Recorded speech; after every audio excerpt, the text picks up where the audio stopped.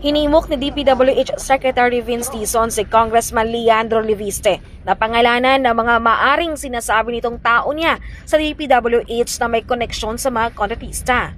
Sa isang press con kasi, nilutang ni Leviste na may mga appointee at miyembro sa team ng DPWH ang may koneksyon sa mga kontraktor.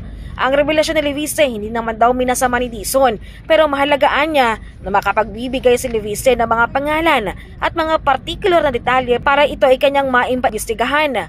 Ayon kay Dizon, wala siyang mga undersecretary na kontratista, pero nakahanda siyang alamin kung totoo ito at kung ito ang lalabas sa investigasyon ay nakahandaan niya siyang tanggalin ang mga ito.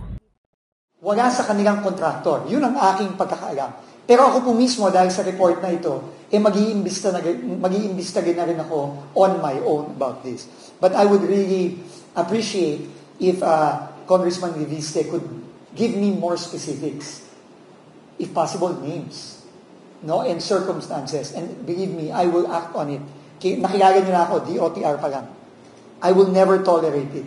And immediately, tanggal yan. Baka kasuhan ko pa. Sa kasalukuyan ay may bagong 6 na inilagay si Dizon bilang Undersecretary ng ehensya na kinabibilangan ni Aray Perez na Undersecretary for Operations in Charge sa Convergence Projects and Technical Services. Si Perez ay nakasama umano noon ni Dizon sa Basis Conversion and Development at dati ring presidente ng Metro Pacific Tollways Corporation. Si Arthur Bisnar na USEC for Regional Operations ay dati anyang galing sa Office of Transportation Security. Dati namang nasa malaking pribadong korporasyon si Charles Calima Jr.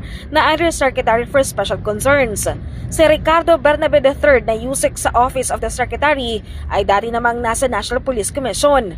USEC for Legal Services naman si Samuel Torgano at si Nick Conten ay pinuwesto bilang USEC for Planning na dati namang namuno sa Maritime Industry Authority.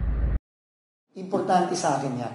No? And I will look forward to having a conversation with Congressman Leviste on that. No? So very, very, very clear. No? Hindi ko papalampasin yan kahit anong...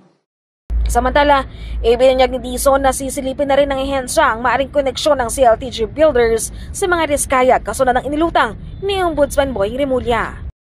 Titignan na rin natin ang posibleng mga koneksyon ng Diskaya sa CLTG Corporation na sinabi nga ni Ombudsman Boy kahapon, parang may allegations na konektado kay Senator Bongo.